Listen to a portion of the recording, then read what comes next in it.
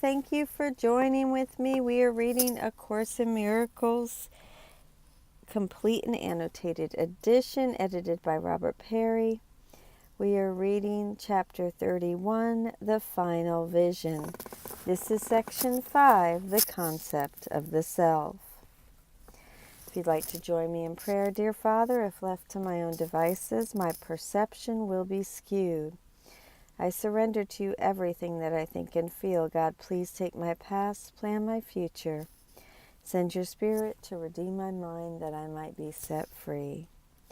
May I be your channel, God, and serve the world. May I become who you would have me be, do what you would have me do, go where you would have me go, and say what you would have me say, and to whom, dear God. God, I thank you for my many, many blessings. Again, Chapter 31, The Final Vision, Section 5, The Concept of the Self. The learning of the world is built upon a concept of the self adjusted to the world's reality. It fits it well, for this an image is that suits a world of shadows and illusions. Here it walks at home, where what it sees is one with it. The building of a concept of the self is what the learning of the world is for. This is its purpose, that you come without a self and make one as you go along. And by the time you reach maturity, you have perfected it to meet the world on equal terms, at one with its demands. A concept of the self is made by you. It bears no likeness to yourself at all.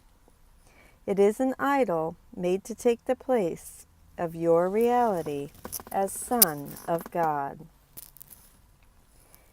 The concept of the self the world would teach is not the thing that it appears to be, for it is made to serve two purposes, but one of which the mind can recognize. The first presents the face of innocence, the aspect acted on. We're going to read footnote 17. Acted on means that you act on the basis of this aspect of your self-concept. This is because this aspect is the conscious side of the self-concept, the other aspect being hidden in the mist below the face of innocence. Back to the text. It is this face that smiles and charms and even seems to love. It searches for companions, and it looks on at times with pity on the suffering, and sometimes offers solace. It believes that it is good within an evil world. This aspect can grow angry, for the world is wicked and unable to provide the love and shelter innocence deserves. And so this face is often wet with tears at the injustices the world accords to those who would be generous and good. This aspect never makes the first attack. Footnote 18, this line is an expression of a belief held by the face of innocence. Given that this aspect is just a face, a mask, none of its beliefs are actually true. Therefore, even though we tell ourselves that we never make the first attack, the truth is that we do make the first attack. Indeed, since none of our attacks are truly justified, none of them are genuinely provoked. Back to the text. But every day 100 little things make small assaults upon its innocence, provoking it to irritation and at last to open insult and abuse. The face of innocence, the concept of the self, so proudly wears, can tolerate attack in self-defense. Footnote 19, this means that the face of innocence can tolerate its own attack on others in the name of self-defense. And back to the text. For it is not For is it not a well-known fact that the world deals harshly with defenseless innocence? No one who makes a picture of himself omits this face, for he has need of it. The other side he does not want to see, but it is here the learning of the world has set its sights. Footnote 20. In the phrase, In the phrase, it is here refers to the other side of the self-concept, the side beneath the face of innocence. For it is here the world's reality is set, to see to it the idol lasts. Beneath the face of innocence, there is a lesson that the concept of the self was made to teach. It is a lesson in a terrible displacement and a fear so devastating that the face which smiles above it must forever look away, lest it perceive the treachery it hides. Footnote 21, pronoun clarification. The face which smiles above it, which is the hidden aspect of the self-concept, must forever look away, lest it, the face of innocence, perceive the treachery it, the face of innocence, hides. Displacement is a Freudian defense mechanism in which the mind directs an impulse such as aggression from its original target to a substitute target. The specific displacement in the above sentence is probably that we have displaced condemnation from ourselves to our brother. And back to the text. The lesson teaches this: I am the thing you made of me, and as you look on me, you stand condemned because of what I am. Footnote 22. This statement, which captures the hidden side of the self-concept, means that I am the mangled, hated thing your attacks have turned me into.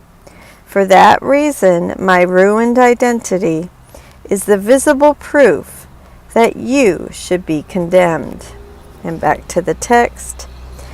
On this conception of the self, the world smiles with approval, for it guarantees the pathways of the world are safely kept, and those who walk on them will not escape. Here is the central lesson that ensures your brother is condemned eternally, for what you are has now become his sin. For this is no forgiveness possible. No longer does it matter what he does, for your accusing finger points to him, unwavering and deadly in its aim. It points to you as well, but this is kept still deeper in the mists below the face of innocence. And in these shrouded vaults are all his sins, and yours perceived and kept in darkness, where they cannot be perceived as errors, which the light would surely show. You can be neither blamed for what you are, nor can you change the things it makes you do. And you are each the symbol of your sins to one another, silently and yet with ceaseless urgency, condemning still your brother for the hated thing you are. Concepts are learned. They are not natural. Apart from learning, they do not exist. They are not given, and they must be made. Not one of them is true, and many come from feverish imaginations, hot with hatred, and distortions born of fear. What is a concept but a thought to which its maker gives a meaning of his own? Concepts maintain the world, but they cannot be used to demonstrate the world is real. For all of them are made within the world, born in its shadow, growing in its ways, and finally maturing in its thought. They are ideas of idols painted with the brushes of the world, which cannot make a single picture representing truth. A concept of the self is meaningless, for no one here can see what it is for and therefore cannot picture what it is. Yet is all learning that the world directs begun and ended with the single aim of teaching you this concept of yourself, that you will choose to follow this world's laws and never seek to go beyond its roads, nor realize the way you see yourself. Now must the Holy Spirit find a way to help you see this concept of the self must be undone if any peace of mind is to be given you. Nor can it be unlearned except by lessons aimed to teach that you are something else. For otherwise you would be asked to make exchange of what you now believe for total loss of self, and greater terror would arise in you.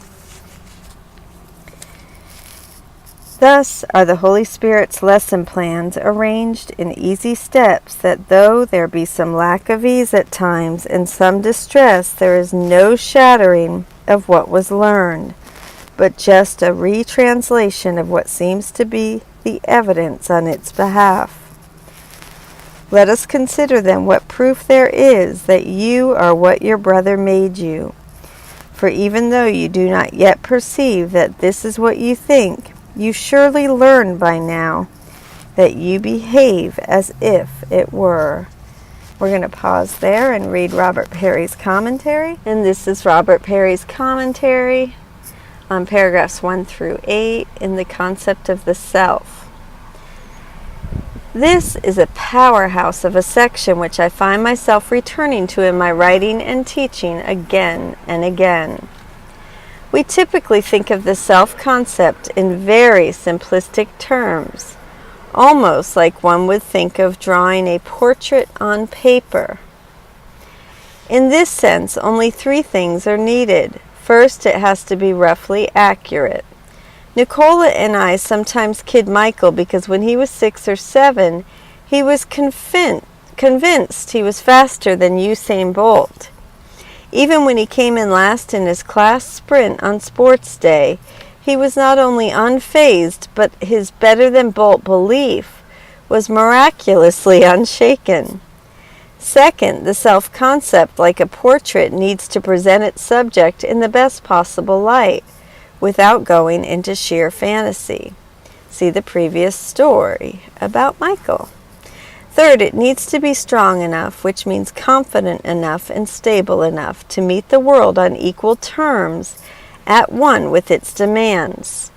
The self-concept game appears to be as simple as these 3 points.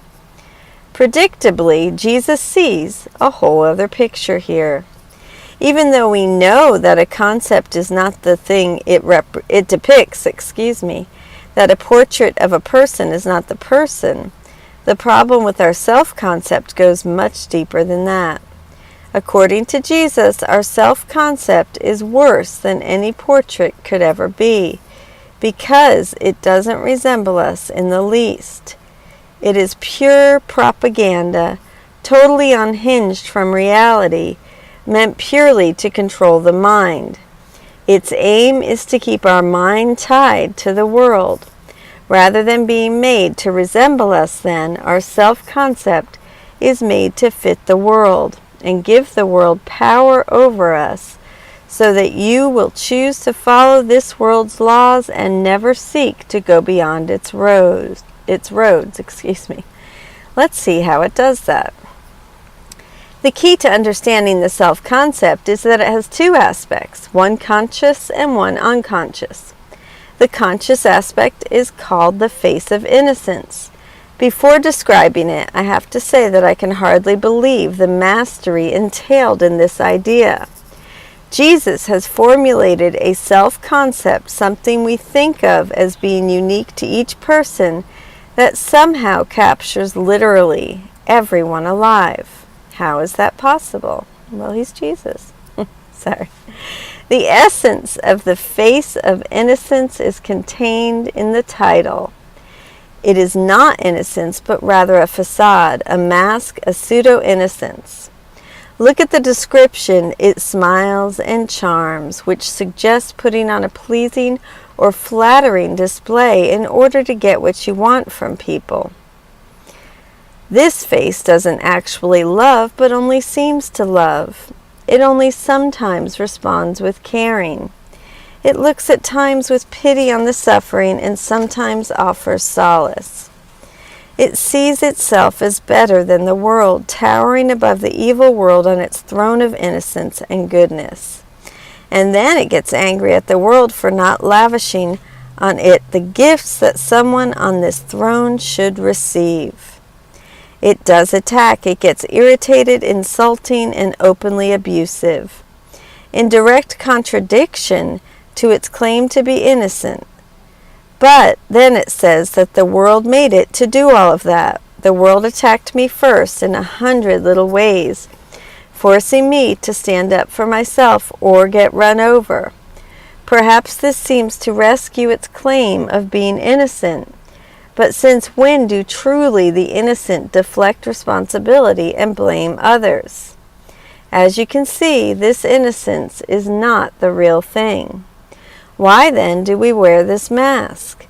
Jesus' answer is that we do it only to conceal the business end of the self-concept. The second aspect of the self-concept, the unconscious side, is the important one. The face of the innocence is merely there to mask it so that it can remain there quietly undisturbed. I often call the second aspect of the self-concept the enraged victim. It has dropped the pretense of innocence and is filled with unbridled hate. Its motto is this: I am the thing you made of me, and as you look on me, you stand condemned because of what I am. I remember reading this many years ago, and to my surprise, someone spontaneously came to mind. Someone I have been speaking this message to in my mind. If you don't get an immediate sense of meaning of this line, imagine that someone had thrown acid on your face, and after a year of healing and only partly successful plastic surgeries, you now face that person in court with your disfigured face. If you will then imagine speaking this line to that person, please do so now. You will instantly understand it. I am the thing you made of me, and as you look on me, you stand condemned because of what I am. Somewhere inside, that is the line we are speaking to the world and everyone in it. Yes, I know it is hard to believe. We're just too nice for that, aren't we? The mask of innocence has done its job well. It's a perfect little system, if you think about it. The enraged victim tells us that we are completely at the effect of the world and are justified in hating it. This keeps us chained to the world. The face of innocence tells us that we are a good person, full of good intentions, always doing our best. This keeps us blind to the enraged victim. We are only halfway through the section, but this is a good place to pause and ask yourself 3 questions. Could it be that your underlying self-concept really is the enraged victim? Could it be that the innocence you so unquestioningly assume about yourself is a false innocence? And could it be that your self-concept bears no likeness at all to your true reality? Thank you so much for joining with me. Day 359, the concept of the self. I love you. Have a beautiful day.